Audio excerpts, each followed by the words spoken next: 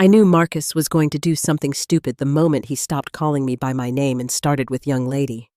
I'm 42, not an intern fresh out of college orientation, but nothing, absolutely nothing, prepared me for what happened that Tuesday morning at 10:14 a.m. He didn't knock. He didn't even pause. He just kicked open my office door like some budget cowboy in a midlife crisis and barked, "Clear your desk." The words hung there, heavy, ridiculous, echoing across the Treasury operations floor. I didn't flinch. Not because I was brave, but because I was processing. This wasn't an impulsive tantrum. This was a calculated power play. And he chose to stage it in front of my entire team. The same people I'd hired, mentored, and shielded through every system migration and late-night reconciliation fire drill. He pointed at me like I was an expired parking meter. "Security's on their way," he added, puffing his chest like a movie villain who'd just read his first management book. I could see the confusion ripple through the room. No one said a word. One analyst quietly minimized his spreadsheet, like Excel might save him from whatever this was. Another adjusted her glasses and stared at the floor. And me? I stood up, smoothed my blazer, and reached under my desk. I didn't grab my framed photo of my parents or the cactus I'd somehow kept alive longer than my last relationship. I grabbed the black 3-ring binder labeled in Sharpie, MSA, executed copy. It weighed maybe 2 pounds, but at that moment, it felt like a sword. I tucked it under my arm and walked straight past Marcus. He smirked, that self-satisfied grin of a man who thinks he's just written the final scene. He had no idea he'd just handed me the detonator. Security arrived a few moments later. 2 guys who looked like they'd rather be anywhere else. The younger one held a clipboard like it might bite him.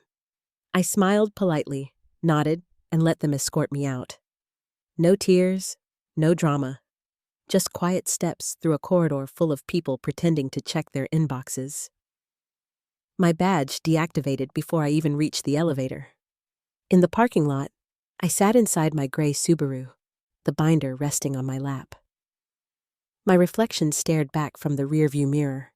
Flushed cheeks, glossy eyes. But behind them, something sharper. Something patient. Marcus had just declared war on paper, and paper is where I live. See, I wasn't some interchangeable cog. I was the infrastructure. For 9 years, I built and maintained our payment architecture at Avidin Systems. I negotiated the master service agreement with our primary processor, PayLink North America, line by line. That binder in my lap? It wasn't paperwork. It was power. It held notarized signatures, service timelines, and a very special appendix. Appendix C. Appendix C listed the only people legally authorized to guarantee transactions under our corporate payment framework. There were 3 names: the CEO, the now retired COO, and me. Not Marcus, not his interim deputy. Just the people who actually understood how the money moved. Which meant that Marcus, with his slick haircut, his MBA vocabulary, and his habit of treating regulations like polite suggestions, couldn't legally authorize a single cent. By 10:43 a.m., I was sitting at my kitchen table, laptop open to my personal Gmail. I drafted a short note to an old friend at PayLink, a woman named Serena Chu, VP of Client Compliance. I attached a scanned copy of the signed MSA. Subject line: Urgent clarification on authorized officers. The body was calm, professional. Please confirm whether recent payment system modifications comply with the executed agreement on file. No threats, no drama. Just a fuse, quietly lit. I closed the laptop, brewed a cup of black tea, and stepped onto my porch. The air smelled like maple and October, crisp, deliberate, inevitable. Somewhere back at the office, Marcus was probably basking in his little victory, thinking he'd cleaned house. He didn't realize he'd just sawed through the floor. By morning, I'd know exactly how deep the cut went. By the next morning, My phone started buzzing before sunrise. Not calls, texts, dozens of them from my old treasury team. Screenshots, whispers, panic. Did you see the Zurich ticket? Payments are bouncing. Did Marcus change the gateway credentials? Each message was another domino falling. I sat on my porch in my robe, coffee in hand, watching the chaos unfold from 12 miles away. Avidin's status page had already switched to partial outage. That cheerful little yellow dot next to payment services blinked like a warning light on a sinking ship. I knew exactly what happened. Marcus had logged into the system with his shiny new CFO credentials and started poking around in the back end, the kind of tinkering that looks impressive in a meeting but catastrophic in practice. He'd touched the authorization chain, the one directly tied to Appendix C, and because he wasn't on the authorized officer list, every modification he made was silently rejected by Paylink's compliance gateway. In legal language, null and void. In real terms, a $12 million payment freeze. I chewed on a slice of cold toast and watched my inbox light up. Even though my company email was deactivated, I'd set up redundancy years ago. A little auto-forward rule for specific flagged phrases like token mismatch, signatory invalid, and Appendix C violation. Every time one of those appeared in an internal thread, it quietly forwarded to my private Gmail. Old habits, I guess. I believed in insurance, not the kind you pay for, the kind you prepare for. By 2:00 p.m., I had a forwarded message from legal. Need confirmation of officer authorization for recent payment infrastructure changes. The irony almost made me laugh. They were asking the question Marcus should have asked before he went full cowboy on the gateway. Meanwhile, on Avidin's internal Slack, which I still had access to, thanks to a forgotten sandbox channel I'd built, one of the engineers posted a screenshot of the error logs. Line after line read, unauthorized modification detected. Missing authorized officer signature. It was beautiful, in a tragic, slow-motion car crash sort of way. Marcus, however, wasn't panicking. No, he was busy hosting a Zoom town hall, parading his modernization roadmap. I watched it from my phone, propped up on the kitchen counter while I loaded the dishwasher. He stood there in a tight suit, gelled hair perfectly sculpted, spinning buzzwords like a magician pulling rabbits from a PowerPoint. "We're streamlining payment channels," he said. "These minor interruptions are natural growing pains." "Growing pains, Marcus?" "That's what you call it when a toddler learns to walk, not when you paralyze $100 million cash flow." The board ate it up for now. He had graphs, pie charts, all pointing up and to the right. Optimism on a slide. Not one mention of compliance, not one word about Appendix C. But I knew the clock was ticking. Because the moment Paylink saw that authorization chain mismatch, protocol would kick in. Section 7D of the MSA, the kill clause. It required immediate suspension of any transactions initiated without a valid officer signature, pending full review. It was built to protect both parties, but in this case, it would feel more like a guillotine. I didn't move, didn't gloat, just opened the binder again and flipped to page 14. All substantive changes to payment infrastructure must be validated by a named officer listed in Appendix C. Attempts to modify or delegate authority without approval render the change null and subject the client to breach review. I traced my finger under the word null. That wasn't lawyer fluff.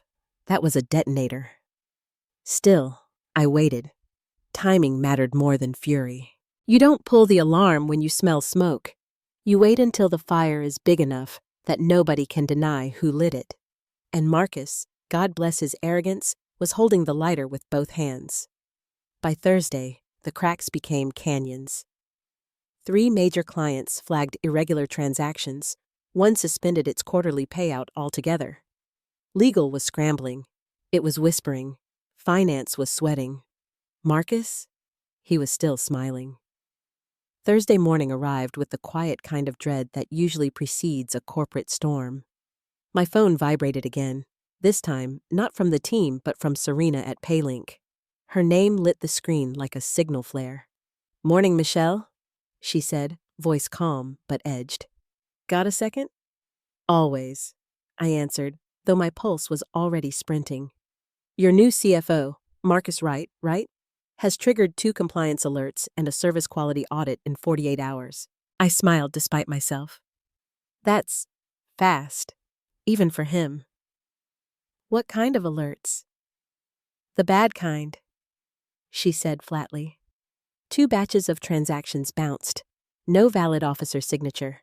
Appendix C validation failed. Guess whose name popped up in the audit log? His.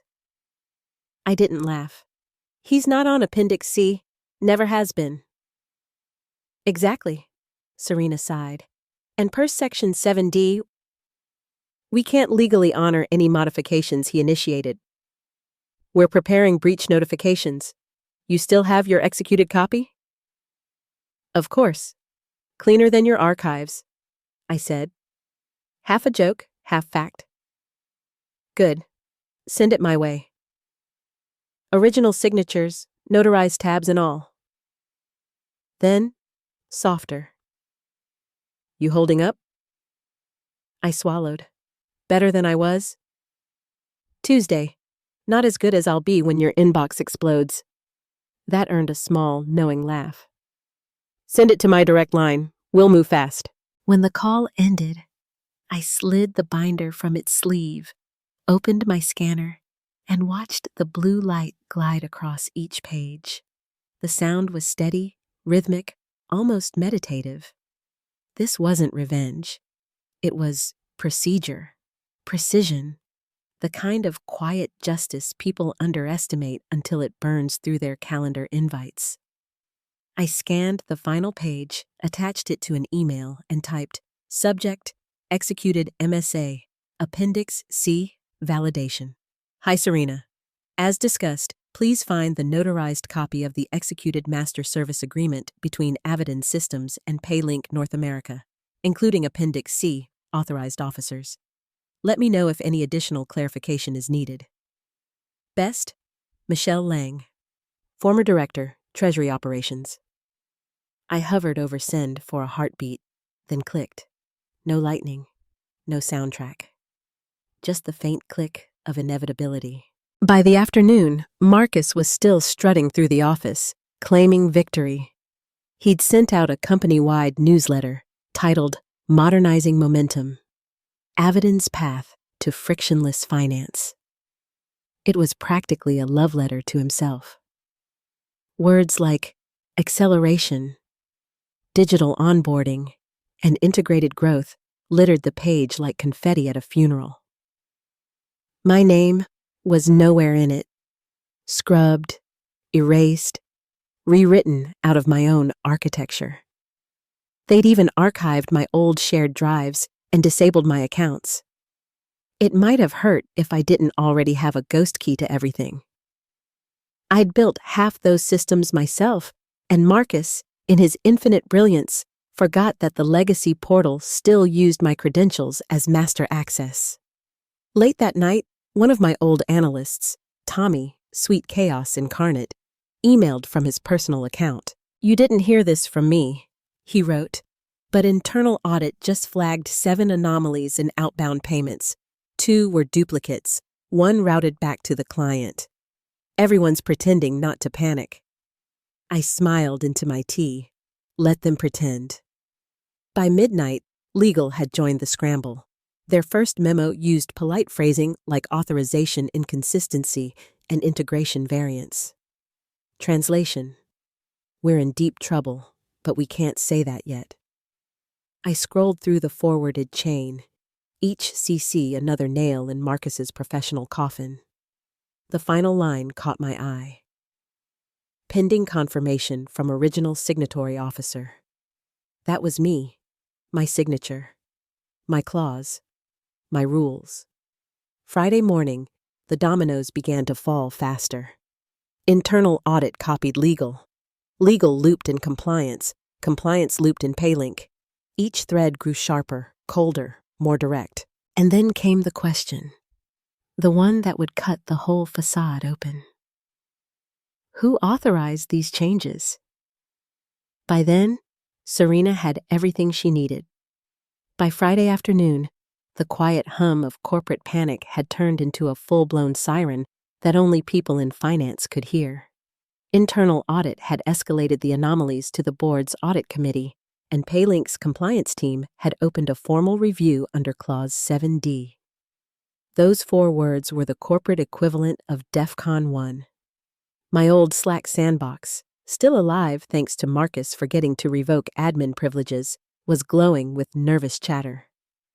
"Anyone else getting payment bounce notifications?" one engineer posted. Another replied with a screenshot. "Transaction rejected. Missing authorized officer validation." Then a third added, "Pretty sure that's Michelle's field." Marcus, naturally, was still performing. He strutted into the Friday leadership call, talking about temporary disruptions due to system realignment. I wasn't in the room, but a sympathetic colleague recorded the first 5 minutes and sent it to me. His voice carried that oily confidence of a man who's read one crisis management book and thinks he's bulletproof. "We've cut vendor onboarding time by 60%, he bragged. "Yeah, because you cut everything else." That night, HR emailed me a cheerful message from a transition consultant asking if I could provide limited documentation support for the payment re-architecture, just a few hours of consulting work. I almost laughed tea through my nose. The same people who escorted me out with security now wanted help cleaning up their mess. I didn't reply. I filed it under future litigation and poured another cup of coffee. By dawn Saturday, Paylink had issued its preliminary findings. I didn't have to guess what they said. Serena sent me a 1-line text.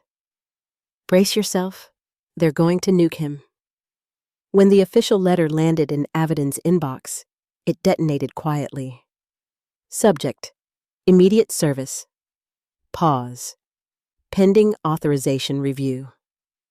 It confirmed that all payment modifications executed by Marcus Wright were non-compliant under the Standing Master Service Agreement, and that Paylink was suspending non-guaranteed transaction batches effective immediately.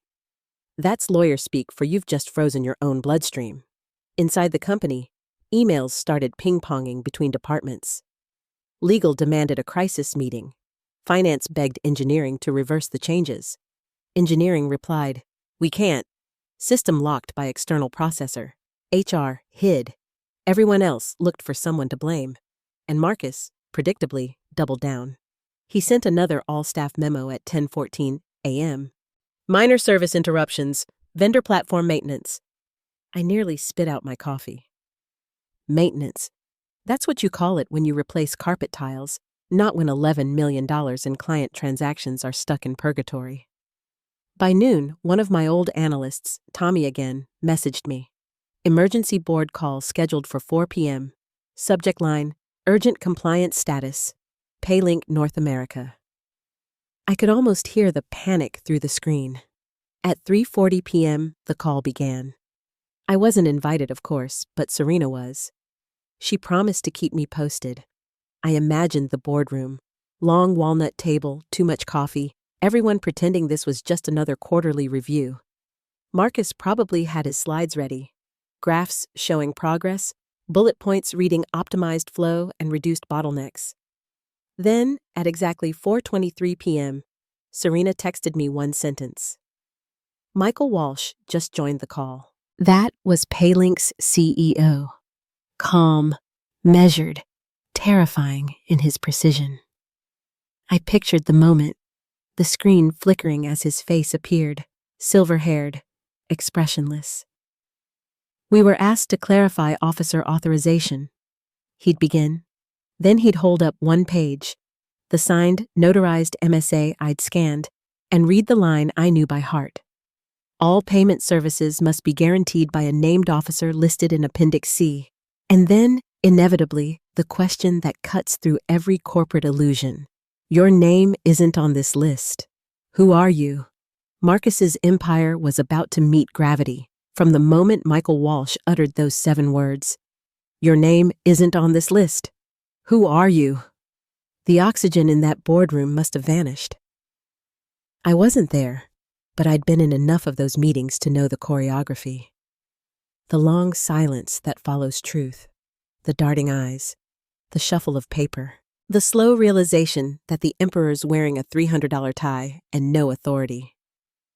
Marcus probably blinked once, then twice, throat tightening. Well, as CFO, I represent the office. He would have started, but Michael doesn't do improvisation. You assumed authority you don't have? He would have cut in, tone calm enough to freeze steel. You didn't validate. You didn't sign. You're not on Appendix C? Every modification you made is void.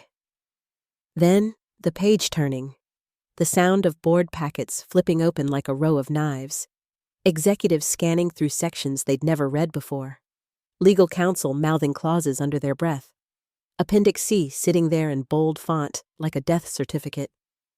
3 names, not Marcus's, not his deputies, just mine, the CEO, and the retired COO who is currently somewhere in Arizona fishing. Michael added one final line that traveled through the phone like a scalpel. Per Clause 7D, all non-validated transactions have been frozen pending breach review. The screen went black. Call ended. Silence. That was the moment Marcus's little modernization became a corporate emergency. The boardroom turned into a courtroom. Legal asked the question no one wanted to voice. So, every transaction he approved is invalid? And finance, pale-faced, replied, yes.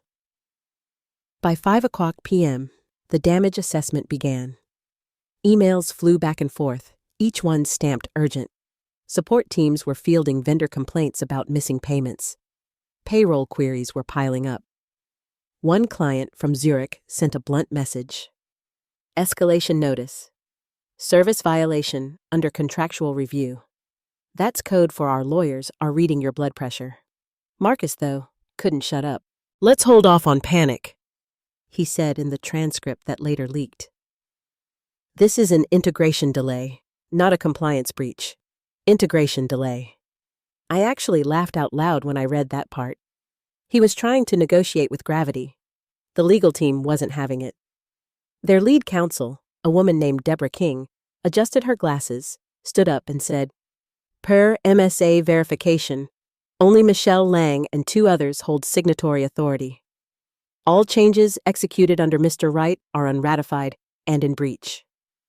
Someone muttered, Jesus Christ, under their breath. And then came the most poetic line of the night, from Dev Patel, compliance officer, usually quiet as a shadow. You didn't remove a bottleneck, Marcus. You removed the dam. By 6:10 p.m., the decision was already forming. The chairwoman called an executive vote. No performance, no speeches, just the sound of one pen tapping against a glass table, and then, effective immediately, Marcus Wright is placed on administrative leave pending investigation for unauthorized actions resulting in breach of contract. No applause, just the quiet click of finality. Across town, I was sitting in my kitchen with a glass of cheap red wine, the kind that stains your teeth but pairs perfectly with vindication. My phone buzzed with a text from Tommy. It's done. Then a photo, the whiteboard summary from the meeting. Under Treasury Chain of Command, temporary, my name sat in bold letters. They hadn't just consulted me, they'd reinstated me. I leaned back, staring at that photo, the hum of my refrigerator the only sound in the room. After all the noise, the humiliation, the security escort, the smug grin, it all came down to ink on paper. And like I've said before, paper always wins. Monday morning arrived with that strange stillness you only feel after a storm has wrecked everything but left the walls standing. I didn't rush to the office. I showered slow, ironed my blazer, packed my old badge just in case, and drove through the half-awake streets of downtown Chicago like it was any other workday. But it wasn't. It was the morning after the CFO's empire collapsed under the weight of a single binder. When I walked into Avidin's lobby, no one blinked. No awkward double takes, no forced smiles. Just quiet recognition, as if everyone had already received the memo. Michelle Lang, reinstated as Director of Treasury Operations, reporting directly to the board. My badge, same one Marcus had deactivated, lit green when I tapped it. That small click of access was more satisfying than any applause could have been. I passed the glass-walled offices lining the hallway. People kept working, eyes glued to screens, pretending not to notice me, but their silence carried something heavier than guilt. I paused outside Marcus's office. The door was propped open. Inside, he was coiling up his power cable, sliding his monitor into a foam-lined box. His nameplate sat crooked on the desk beside a stack of HR folders. His tie was loose, his posture slumped, the shine gone from his hair. He didn't look up. I didn't stop. I walked right past him without a word. There was nothing to say. My office, mine again, still smelled faintly of jasmine tea and printer ink. Someone had cleared the desk, wiped the whiteboard, even straightened the old cactus I'd left behind. I set my binder down on the table and exhaled. The room felt smaller than I remembered, but steadier too, like it had been holding its breath waiting for me to come back. The company's internal channels were chaos. Finance was triaging backlogs. Legal was coordinating with Paylink to restore authorized access. Engineering was working overtime to rebuild what Marcus had dismantled. The official announcement from the board hit inboxes at 8:46 a.m. Subject: Leadership Update. Treasury Operations.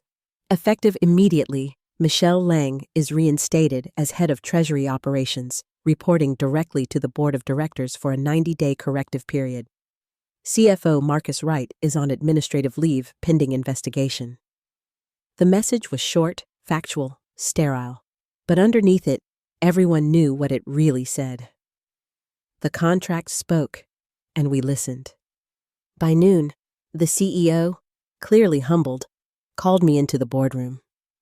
It wasn't the same room Marcus had tried to dominate, but it had the same long table, the same projector, the same anxious energy.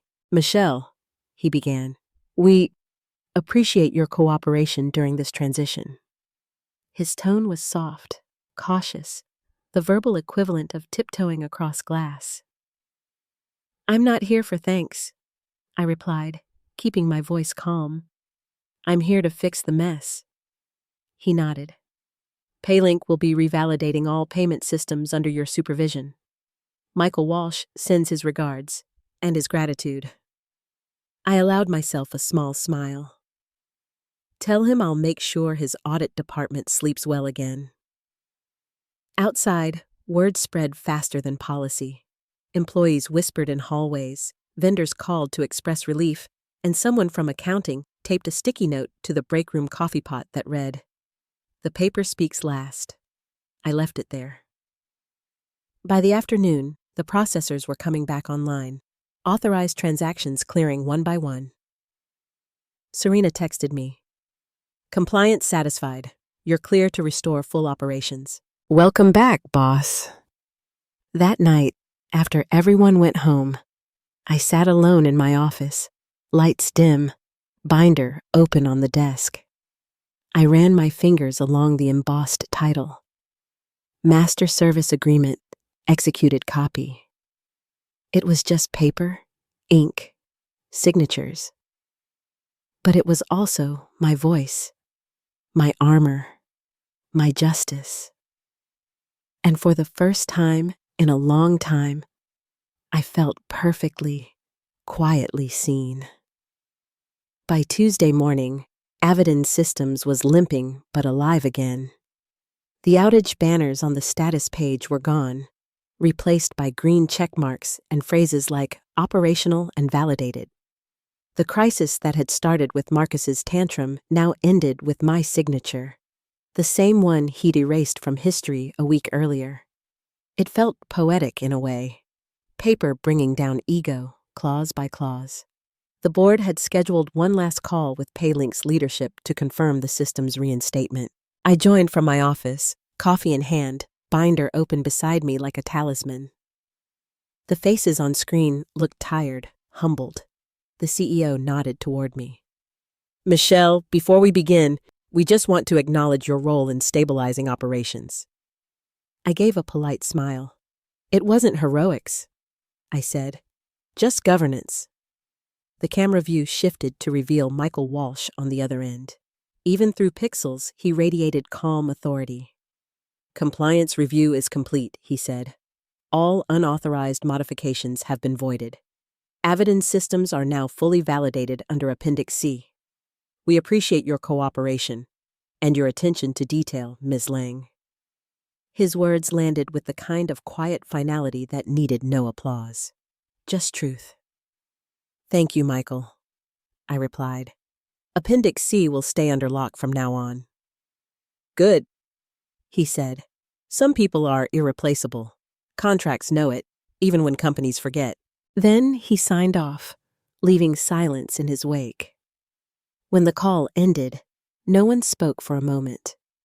The CEO finally broke it. Michelle, I hope you'll stay beyond the corrective period. I closed the binder gently. I'll stay as long as the paper still means something. Afterward, I walked through the hallways. Every door, every cubicle, every familiar face seemed to look different now. Respect doesn't announce itself.